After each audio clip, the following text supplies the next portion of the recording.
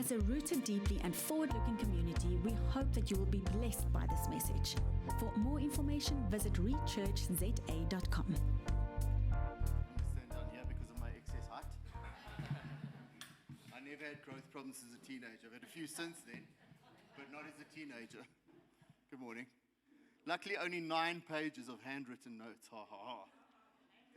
Handwritten. I'll just show you. Just in case. Okay. It's much better than the crib notes in my head. Trust me. There are lots. Okay, so here's the reality. Are you all well? I don't know where to go to after that, quite frankly. So, what time do we need to be done? Okay, so I have a rule. If anybody thinks I'm speaking too fast, you may tell me that. Okay, and if you don't tell me, I'll assume I'm not. Okay, so seriously, seriously. In Deuteronomy, chapter 30, it's always a good place to start, like right at the beginning almost. God says this. He says, I call heaven and earth to record this day against you, that I have set before you life and death, blessing and curse. Here's my advice. Choose life. Okay, it's like a crib note. It's an obvious crib note. Do that. Okay? So that both you and your seed may live. So life is full of choices. And that's right at the beginning. God's like going to these people that he's chosen amongst all of the nations to set them apart. He's going, there's life, there's death, choose life. Okay, so I suggest you do that this morning. Okay. And Jesus comes along and he upgrades it in John 10:10, and he says, so I have come so that you may have life and you may have it even in abundance. That's an upgrade. So when we were here on Thursday night, or Wednesday night, when were we here on Wednesday? Then he was reading through Ephesians 4. I want to suggest that you turn there, because I'm going to get stuck there probably, unless I go into the other stuff, and then we'll go to somewhere else. But let's go to Ephesians 4. And what I've been very, very aware of is that, I know I don't have a written Bible, sorry. For all of you offended, sorry. Is that in the kingdom, if anything else in the days that come, God's busy setting up an alternative culture. So the kingdom is absolutely alternative. There's nothing normal about it in terms of earthly qualities. It's much, it's that upgrade from life to abundance. It's a massive, massive upgrade, and it's a culture that's going to set us apart. But within that culture, there's certain rules of engagement. And it's not a law. Although I had a different perspective about the law. So David stands before the Lord, puts his hands in the air and says, God, I love your law. I'm going, are you nuts? I like these shortcuts and gaps and things. But David loves the law of God. And the reason he loves the law is the law keeps righteous people safe. The only people that don't like law are unrighteous, or in areas of their life they haven't embraced a better way of doing things and they're looking for an alternative. But when you embrace the law of God, it's like going, okay, so how many of you own houses? You know they can't take them because of law. How many of you own cars? There are a whole lot of things that fall into place because of a structure in our society called law that forces things to remain righteous. And the people living outside of them, and the better we do those things, the more righteous our society becomes. So when you look at Ephesians 4, it's pretty much a how to behave chapter. So when you enter the kingdom of God, or you enter the household of God, as Carl calls it, you do. Get over it, you do. There's specific ways of engaging God, engaging people, changing behavior, things that he'll do, things that you need to do for yourself. And there's certain, and that's the way it is. So when you look at Ephesians 1, it starts off, I therefore, the prisoner of the Lord Paul, beseech you to walk worthy of the calling of which you were called. So all of you were called. That's step number 1. You wouldn't be here if there wasn't a calling on your life. Now, many times that calling is confused with a calling to a fivefold ministry function, but the truth of the matter, every single one is called. If you didn't hear his voice and you didn't respond, I promise you wouldn't be here. You'd be somewhere else, like at Loftus last night, which was shocking. In any case, alternative culture. Trust me, it's like going, my kids have just declared themselves Afrikaans because of their mother's mother tongue, and I'm going, Here help ons. Number 1, they played badly, and number 2, the culture around me was fascinating. But the reality is we're called to walk worthy of a calling. So how do we do that? Go to verse 2. In all lowliness, in other words, humility and gentleness, with long-suffering, bearing with one another in love, endeavoring to keep the unity of the Spirit in the bond of peace. So there are about 5 things. We walk in lowliness, so there's humility amongst us. And humility is basically just recognizing other people for who they are, not judging them where they're at, trying to get it. Life happens to most of us eventually. It does. And until you know the whys behind the whats, don't question them too hard. Stuff happens. Like we had a situation in our family where, so the last time Hedy and I spoke, we spoke about our kids getting married. Well, mine's not getting married anymore. Her fiancé died. So you have these disruptions in life. Sorry, not too much detail. But you have these disruptions that there's absolutely no way of planning for them. You don't plan for people to die 3 months before they get married. I didn't. Too doof. Don't see the big picture always. But when you embrace that reality, it's like going, okay, so what do you want to do with this, God? Who do you want to show yourself to be? What have I qualified for? Because I've experienced this. Instead of, oh dear, I am a cursed man. My whole family's in trouble because of, no. Let's embrace the reality of the goodness of God and go, okay, there's stuff I don't get. Many, many, many years ago, because you've hung around that long, someone said, open this like shelf of things not yet understood. Well, I have a collection of warehouses. Most of them are full. I don't mind anymore. Sometimes you get answers on the things you've just stashed away going to God. I don't get it. Just this stuff I don't get. And I think that when you make peace with that and say, it's okay, there's a humility that comes into your heart and you start discovering parts of him, of who he really is, that you would never get. I mean, how can you know the God who heals a broken heart if your heart hasn't been broken? You can't. It's just a theory. But when he introduces himself and says, so I came to preach good news to the poor, and I've come to heal broken hearts. Second like mission statement of Christ. It's sort of important. In fact, it must be pretty common. It's right at poverty and brokenness are pretty high on the list for him, and it's important. So those are kingdom things. To walk in gentleness, in long-suffering, bearing with one another in love. Because that bearing is like, I see my daughter yesterday, and I'm going, I don't know how to fix you. I'm a dad, I like fixing stuff.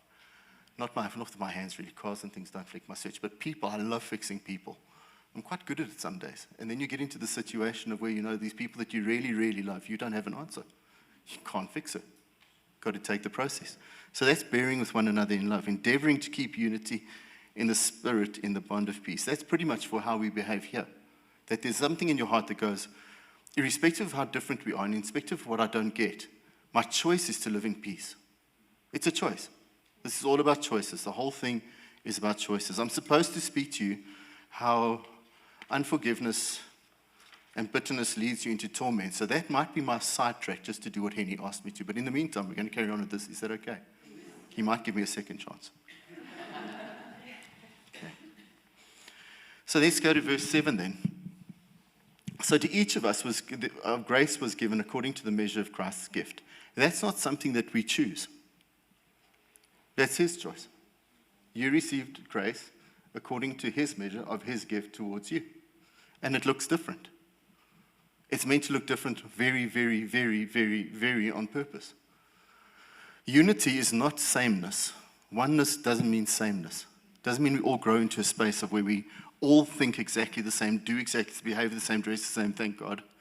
We don't have to all be exactly the same. No, it's like, seriously, I don't want to be exactly the same as everyone else. Do you? No. Good, Brenda. You don't have to be.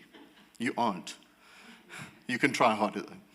And in that gifting, there were specific gifts that were given apostles, prophets, evangelists, pastors, and teachers. What for? What were they giving for? They were given specifically as a gift to equip. So equipping means I'm able to give you, out of the storehouse of stuff that God's entrusted me with, what you need. And I should do it so well that we get to the second part of that thing where we have, okay, I'm running ahead of myself. What for? For the working of the ministry. And the ministry is twofold. It's towards people, but it's all very much back to God. How do you minister back to God? I'm asking that questions in my warehouse. When I don't know, I'll let you know. Until now, it's singing. But I'm sure there's a whole lot more because he had this priest thing. I'm sure Brian's also one of them, by the way. Priestly functions on Saturdays are very important. Okay, I'm the only one who gets that. None of you bri. What do the Old Testament priests do? They bride. God said, what a nice smell. I'll accept that. Then they brought vegetables, and he's like going, no way. I like processed grass, boys. Put it through a cow or a sheep or whatever you like. But it's okay. You can redeem your braaiing functions on a Saturday afternoon, gentlemen, to priestly functions. Your wife will think you are special, but it's okay too. Okay. So that's a ministering to God. There's worship, there's giving our hearts, there's chatting with Him. There's just a space of coming before Him and seeing Him for who He is. Bypassing this veil that's been torn into a space where we're able to see and observe and behold and say, okay, so what did you like today? If I ask God what He wants today, I don't know, I do some days. He doesn't always answer, or maybe I don't always hear. Maybe He does always answer, who knows? But to minister to men too, and then specifically for the edifying or the building up of the body of Christ, which is us, in its unique, diverse, multifaceted brilliance. Okay, so that's the why. That's why we've been given. And then the reality is that the fivefold ministry, I think, actually has a expiry date. Why? Because in verse, somewhere down here, it says, until we come to the unity of the faith and the knowledge of the Son of God. So the fivefold ministry should equip so effectively that we grow people up into a space where, even if it's individually, I'm not saying globally all together at once necessarily, but we're able to look each other in the eyes. Come on, when we have kids, you don't want them small forever, do you? I didn't. I was a dad. My wife was different. It's like McClank, and I'm going, nope, grow up, boys. When you're bigger, we can have real fun. But we used to have a deal. I used to say to them, my love towards you is unconditional. My friendship is a choice. Many parents nowadays say to their children, "Ek gaan nie 'n maatjie wees nie," when they're 3. Don't do that. But our love is unconditional. The love of God is unconditional. But the friendship factor, I used to say to them, I'm very, very careful of how I choose friends. I'd love to choose you all. And so far, most of them qualify most days. It's taken years, but they qualify.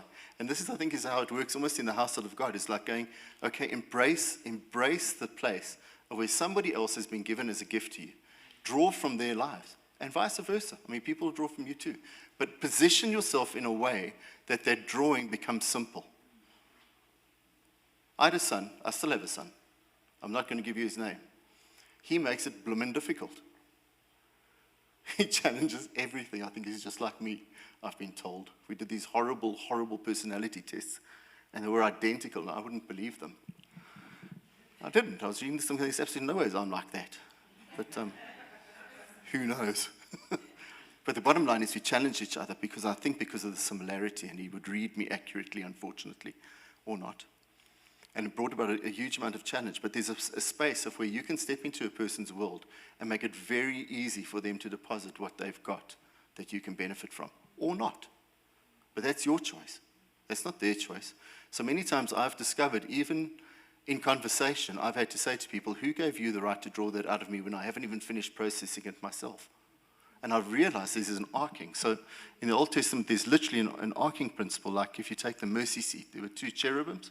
And when they came together, there was an arcing reality that opened up a portal for change, for a changed reality. And when you start arcing with people within your heart and your soul and start going, hang on, I want to come into agreement so that stuff changes in my world, then that's quite possible.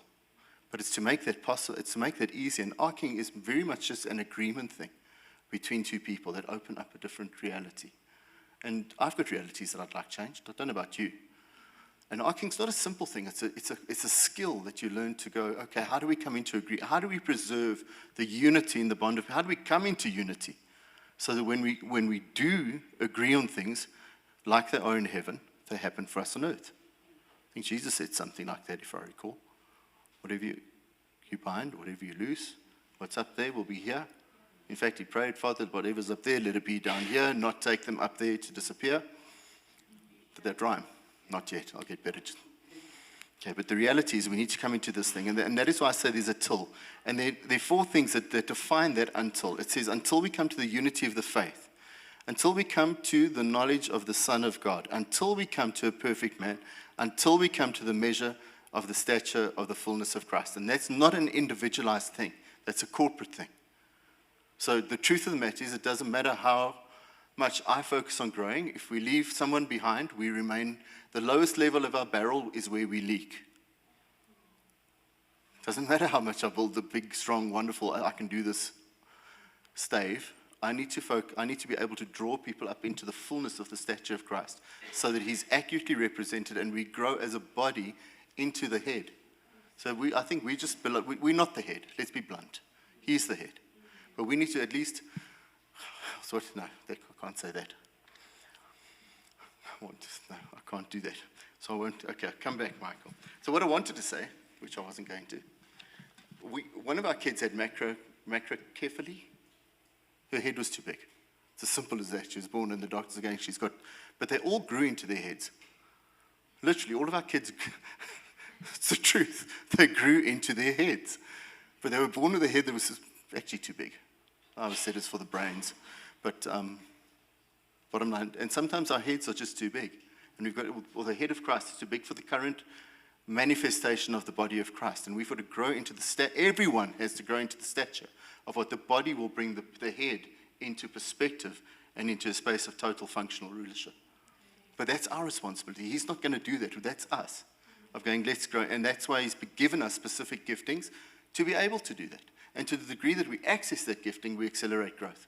It's a catalyst. So it's easy or it's hard, we get to choose. Okay, so what is the fruit of that unity? We go into the next verse. It says we will no longer be children. We'll no longer get stuck in all our childish stuff. We'll no longer be tossed to and fro and carried about by every wind of doctrine. YouTube's not going to sway us. Okay? And we will no longer be tricked by men in the cunning craftiness and deceitful plotting of their hearts.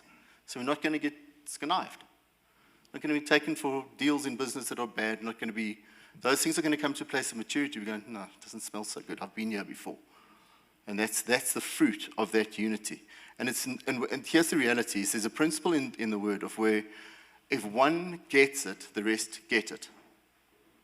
It's not, seriously, what I win in my life, you get as a benefit. Because we won. We're a body, aren't we? And vice versa. So what you overcome, I get to benefit from. So not everybody has to do everything or win everything, but we get to benefit. So we're also going to be in a place of where we speak the truth in love and may grow up into all things into him who is the head, which is Christ. So we get to be honest for a change. So what if the kingdom is a place where you can really just tell the truth? And it's the truth in love. It's not the truth to be a bitter, disappointed, messed up, I'm going to hurt you person. It's a truth because I want the best for you. So I'll tell you what I see. I might wait for you to ask, because that would be polite. But unless you're allowed to speak from the front, then you can say, you can deal with the consequences afterwards. But the whole key is that we're wanting to grow into Christ. We want one head. In verse 16, it says, from whom the whole body is joined together, they knit together by what every single joint supplies. That is not a fivefold ministry function. It's an every single person function. Of where we choose to say, okay, God, how have you put me together? What is the gift that I can offer? How do I present myself in a functional way? And how do I cause the rest of the body to be joined and knit together by what I as a joint supply, according to the effective working by which every part does its share. So it doesn't say just because you're there. It says by effectively working. It's like having a car's battery doesn't work. Come on, it's just a schlep. Or you can't trust it. So every joint is responsible for their own growth into that space of where they're adding what they should be adding, effectively. Not half-heartedly, not reluctantly, not disappointedly, not comparatively to everybody else who's got something else to do. You do what you should do, and that's between you and the Lord. And I think that's the greatest key of this. The coordinator of all bodily function is not human. He's the Holy Ghost. And that means that you come to a place like this to get equipped, but your life out there is a place of coming to know God and hearing his voice and saying, what do you want me to be doing? And then not running back to the pastor for permission for everything. But sometimes you've got to develop the secret relationship with God where you do all kinds of unbelievable stuff wherever you go, and it's for him. My dad, he died a long time ago, actually, I realized the other day. But he had the secret life, and he only introduced it to me just before he actually died. But he was a rep eventually, and he went around from different places. Then he went and introduced me to the people that had taken longer than 6 months to heal. He just went every week. Never told anybody.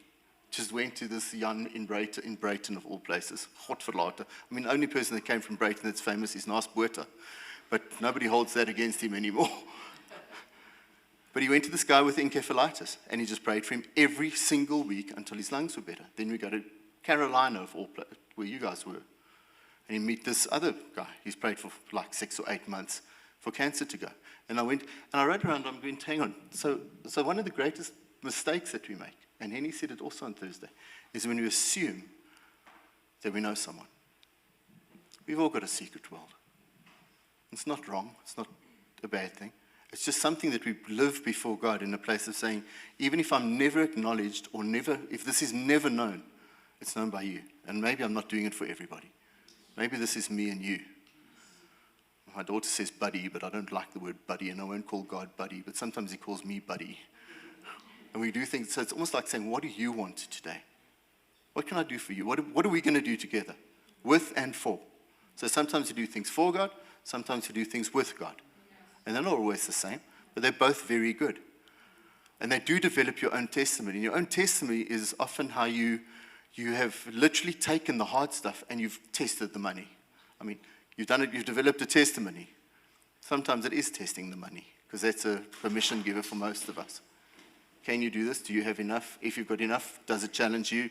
How responsible you are? And it tests us. Doesn't matter which way. But the place that you need to go to is saying to God, okay, so in you, I'm going to develop something that's mature, that's the day that you put it on into a space where people need to see it, I want it to be flippin' good. We allowed to say flippin' in church? Oh, geez, we just have. Twice. Okay, if you're offended, please forgive me. But that's the place of where we go into this personal space of God and saying, I am developing. Tell us. I've got one to go. Shoot me, Henny. I know that joke. Of where we're able to present something that's beneficial, that's mature, that's functional, that's something that we've worked on in secret and haven't expected and go for help. If you need help, get help. It's not wrong. Get the other joints to supply something that's missing in you. Go to one of the fivefold guys if that's what you need. But there's a responsibility in us of working out our salvation. And working out is almost like yeast. You've got to knead it and beat it and brew it and put in the sun and let it grow a bit and then see if it's a good mixture, grow that again, see what's missing, add some salt, do this. But we've got to work it out. And we've got to almost like in the midst of tribulation and trials and things that happen that we don't get, that's where you work out your salvation in that matter. Business fails. Work out the salvation part of God into business failing. Figure it out. You've been made intelligent. You have the mind of Christ.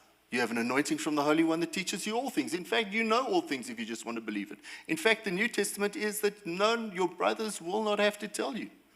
Why? Because he talks to you. The laws are written in our hearts. They're in our minds. They're there already. We've just got to go looking for them instead of looking for them just these.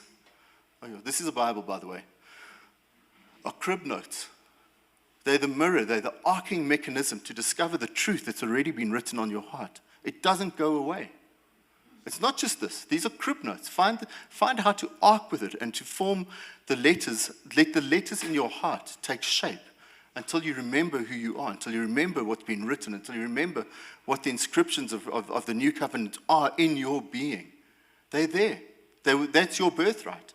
That's what happened when you got born again. That stuff righteousness was imputed. Imputed means shoved into you, whether you like it or not. You were made righteous. This is not in my notes. But the point is that we've got to go back to a space where we open ourselves up. Carmen, we were talking about this morning, of where you realize you are the ancient gates and you are those eternal doors. You do carry the river of life. You are capable of making big differences. But it's an alternative culture. It's an alternative reality.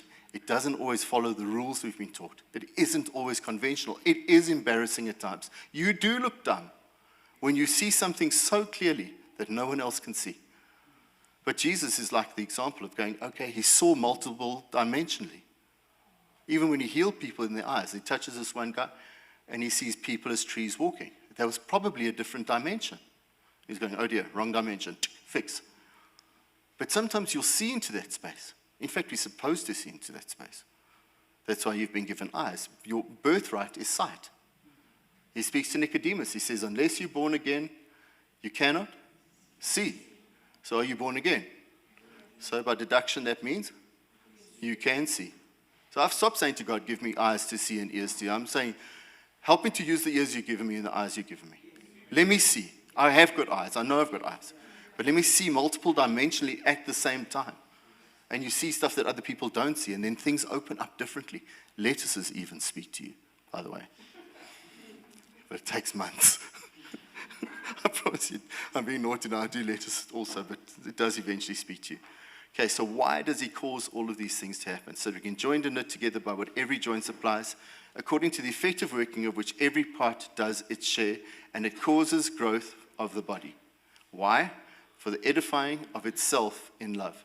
So as the body begins to love itself, it gets built up. That starts with self-love too. Because to the degree that you'll love your body, you'll love the body. It sucks, but it's true. And that's the place you've got to come back and say, okay, so when I start loving the being that I am, I'm able to build myself up and I'm able to heal myself and become functional and far better than what I thought I'd be. But I've got to come back to the place of where you like the way that God's wired your mind, even if it's a stranger's mind. You start enjoying your own sense of humor. You are not dissatisfied by your fascinations. You don't compare yourself to everybody or their process or your lack thereof or excessive realities around it. But you start, I remember the day that I sat down and said, I like the way you've wired me. When I step into the right space, I'm flipping brilliant 3 times. But it's only when I step into that space, usually I'm just pretty normal at best.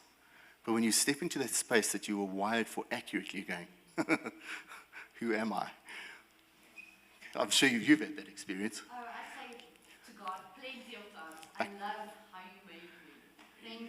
Thank you. So I dare you. There's the dare for this week.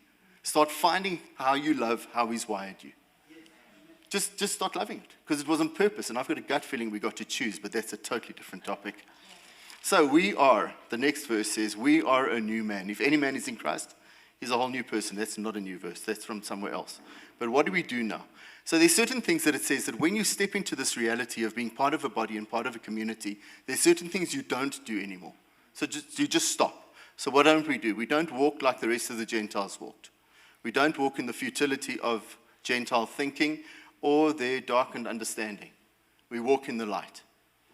That's just the way we behave. We walk in the light. We get rid of that stuff.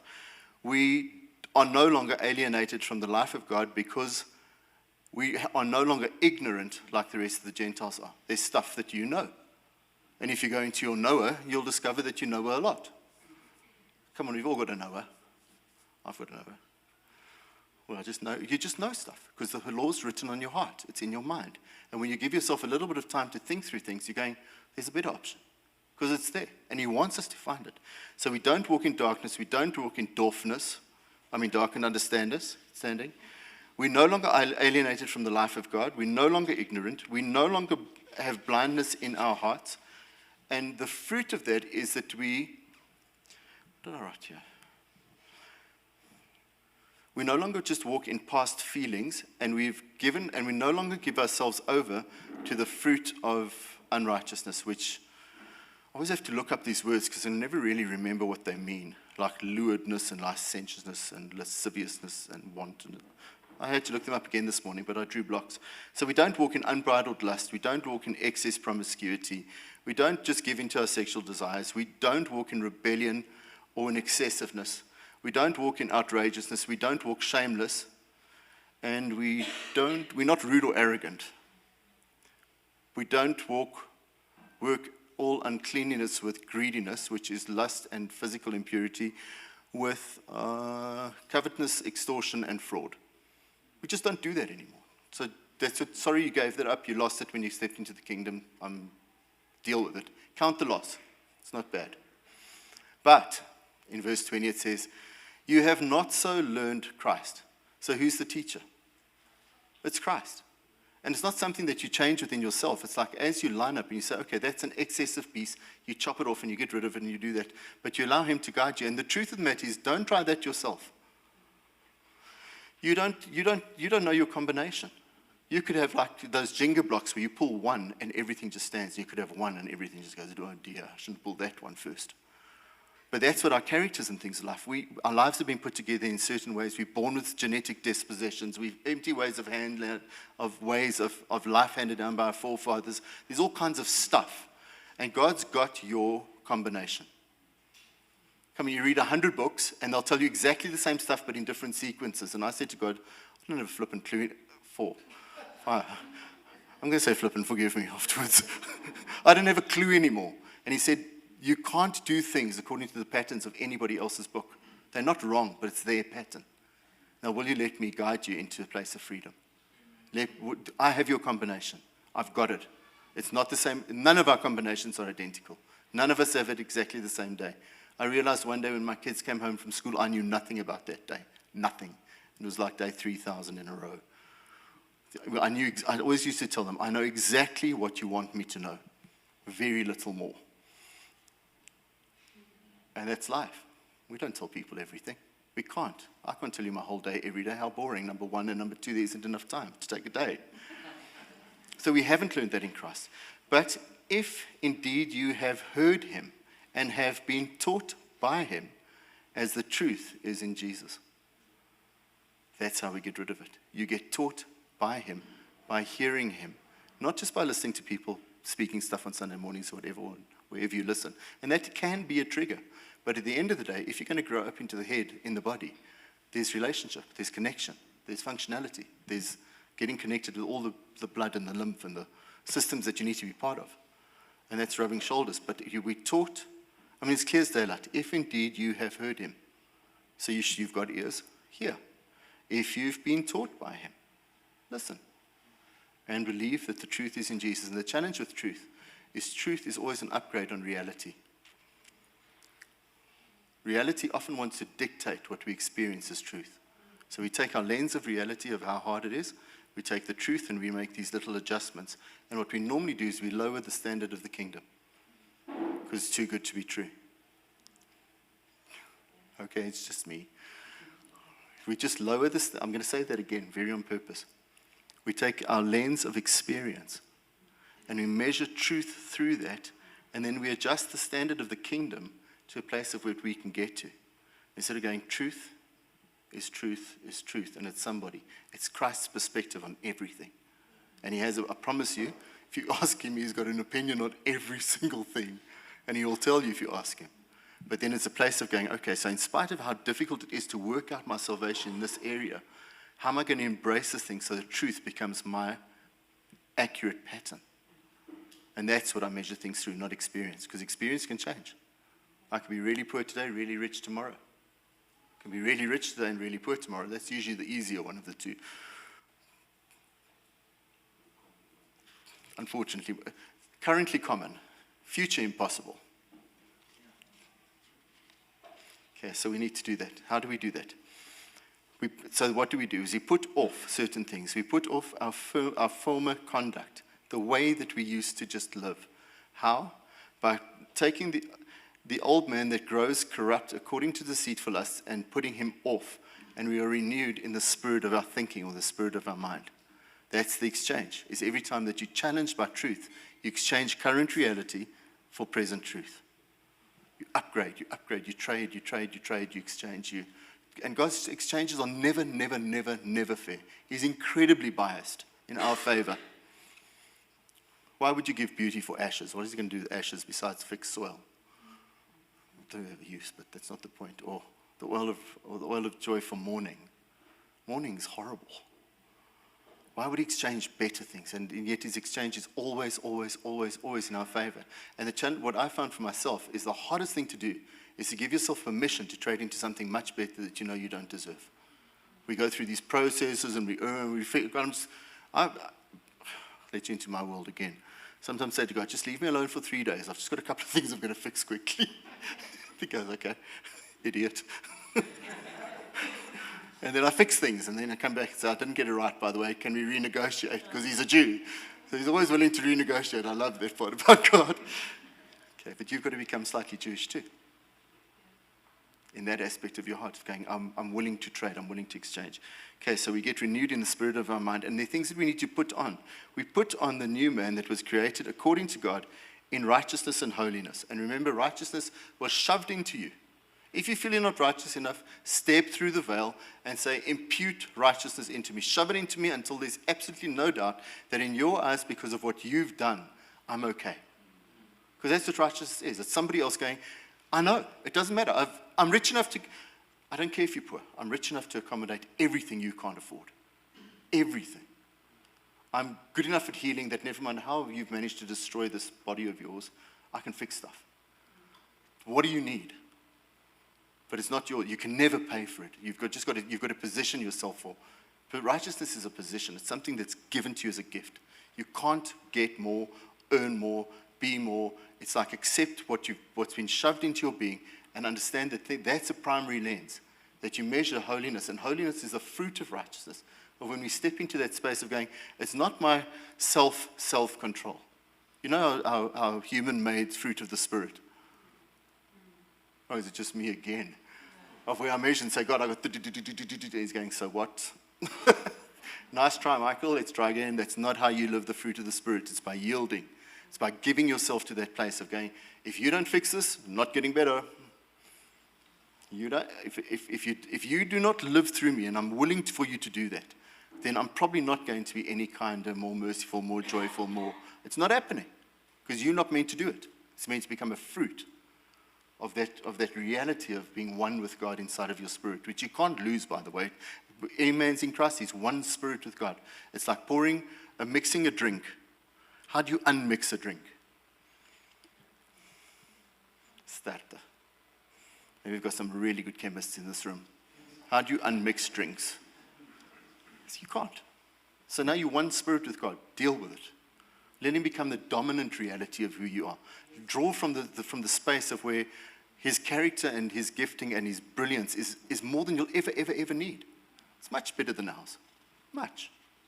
I even get that right some days. So what does that look like when we put on a new man? Well, number one, we put away lying. And I think the primary people that we need to stop lying to is ourselves. Okay, it's just me again. And lying to yourself is like when you don't take the truth and going, okay, it doesn't matter what my experience is. This is the truth. This is what he says about me. Different realm, different functionality, different impartation. We can live out of that space of truth. But you've got to discover the truth. And truth is not a concept. Truth is a person. Truth is the person of Christ and his opinion about absolutely everything. That's where truth comes from. So, and then it goes over, so let each one of you speak truth with his neighbor. Why? Because we are members of one another. And then it says, be angry. It's not wrong to get angry, but don't sin in your anger, and don't let the sun go down on your wrath. So it doesn't say don't get angry. You can get angry. It's okay. The Bible says you may be angry, but you can't sin. And it can't last longer than a day. Space, unless you travel the world like at high speeds. Third thing, give no place to the devil. Fourth thing, stop stealing, but rather labor, and there's a reason for laboring, and work with your hands so that you've got something to give to him who has needs. It's not just to gather. I mean, it gives you the reason why. Then it says, let no corrupt words. Corrupted words are very much like a perishing tire. When a tire perishes, it just gets thin and flippin' useless. It's useless. It's just the air leaks and it's irritating and stuff. But that is exactly what corrupt words are like. They're corrupted by age, they're worn out, they're useless, they have a poor quality, they're rotten, and they're actually worthless. And those are the corrupt words of the things that we often come into agreement with because that's been our experience. That's been our previous confession. Like, I don't know, I'm going to get money this week. Okay, really? Why not? Aren't you supposed to live out of his abundance? Isn't there supposed to be riches of glory in your life? And I'm not talking trillions for the morning, unless that's what you're meant to do. And I suggest you do it well. But there's a space of where we come into agreement with health, we come into agreement with wealth, we come into agreement with friendships, relationships, how we tell mother-in-law jokes. And then we wonder why she doesn't like us. Okay, just me. I've got growth, guys. I'm not even pretending. I'm giving you the theory. How you're going to walk it out might be a while. Okay? Where are we? No corrupt words, but rather we learn to speak what is necessary for edification to impart grace to the hearer. You learn to do that. You think about your words. You calculate them. You practice doing this better. Sometimes you've got to sit in your room and go, okay, that was really pathetic, Michael. How can we do this better? Carl, don't take pictures unless you phone my agent. Okay, but it's a practice. You practice this stuff. You take that righteousness and you get to the place of where it becomes holiness. And holiness is often just a wow, how did I get that right? God, you're brilliant. But you've practiced it and you've worked it into your being. What else? Don't grieve the Holy Spirit of God, by whom you were sealed for the day of redemption. Put away bitterness, wrath, anger, clamor. I don't know, what is clamor? It's a biblical word that I don't know the meaning of. I'll be honest, evil, speaking, and malice. So it's just being loud and obnoxious. Okay, it's loud and obnoxious. Kathy knows. Okay. Then the other things that you need to be. So be kind to one another. Be tender-hearted. Forgive one another, even as Christ forgave you. These are things to do. They're things to take this chapter and go, okay, I need to write. These are crib notes for me. Where's Liam? Liam always wants my crib notes, but he can't have these. These are for me. I wrote for ages. These are things that you've got to learn to do until they become your primary nature. This is who I am, not what I do. It comes naturally because you're changing natures. You're upgrading into this nature that is just like Christ. He's teaching you, he's instructing you. So what else? Then goes into Ephesians 5 because they didn't have chapters. And it says, so be these things. Be imitators of God as dear children. Walk in love as Christ has loved us and given himself for us, as an offering and a sacrifice to God for a sweet-smelling aroma. Be these things. Do these things. Have these things. Do them on purpose. So my humble suggestion to you is take Ephesians 4 on purpose and understand that that probably is what this culture in this house should be like. This is what people should experience when they come here, because we've upgraded ourselves into that space of where we become a culture. My gut feeling for remembrance is that we are going to become a house that draws many, many people, but some are drawn to and some are drawn through.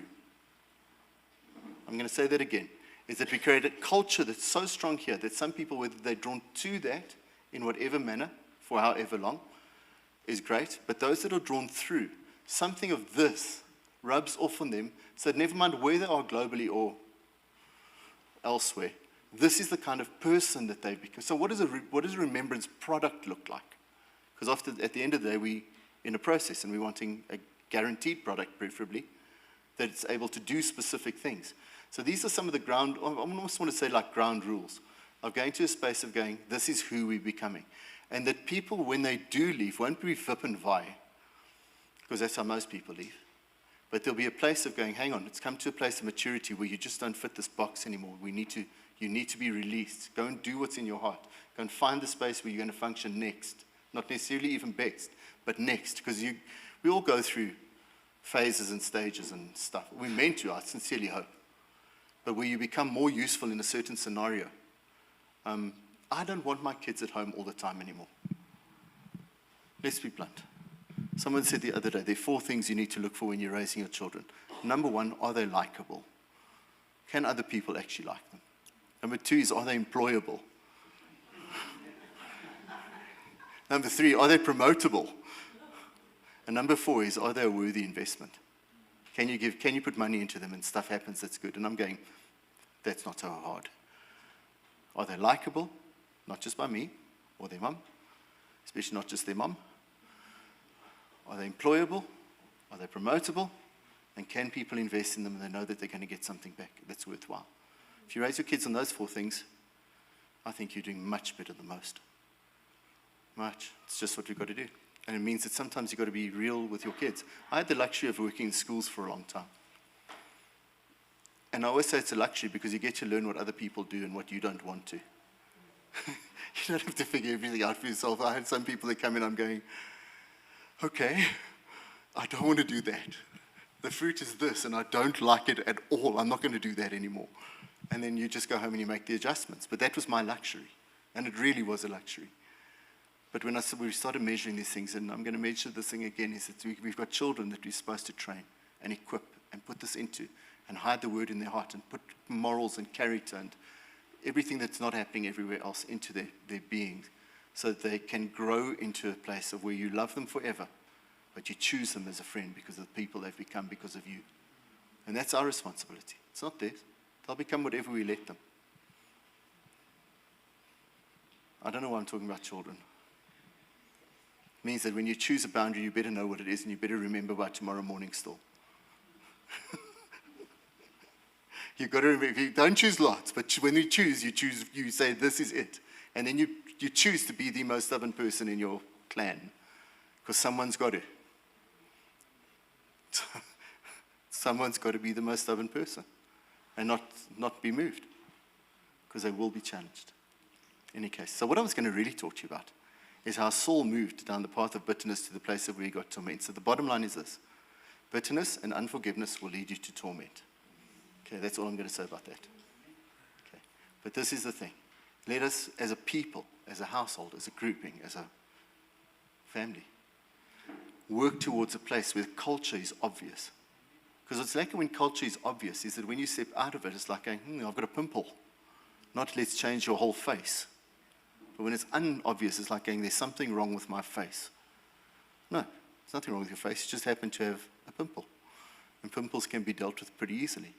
But this is the kind of stuff. So I encourage you. And the truth is, the truth will set you free. It will make you miserable in the meantime, but eventually it will set you free if you choose to engage it. Remember, God has set before us life and death. We get to choose.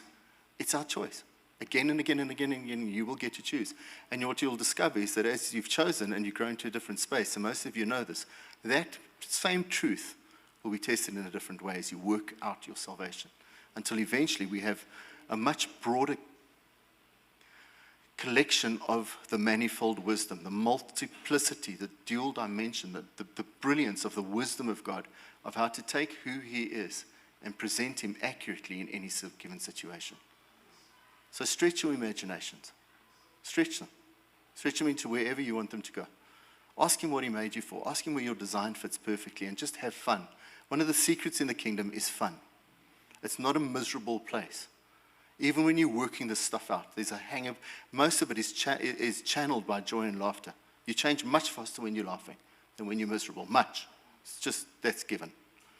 So learn to laugh. Learn to laugh a lot, even in the midst of, you can do your crying in the rain if you must, but you can laugh in public and everywhere else, and private, and laugh at yourself. I've discovered the parts I laugh at myself change quicker. And I do have some funny places. I'm not going to deny, and I'm not telling you what they are. Not this time.